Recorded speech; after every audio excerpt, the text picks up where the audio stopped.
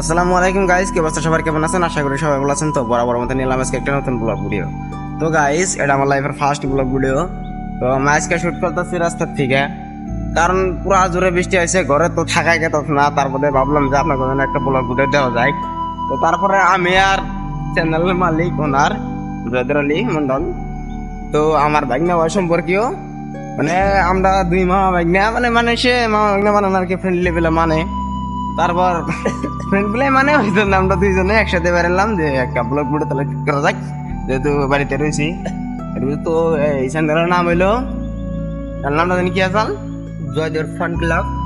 জয়দর fun club. এই YouTube চ্যানেলটা আর ফেসবুক পেজ আছে, রেকি খান নামের একটা ফেসবুক পেজ আছে।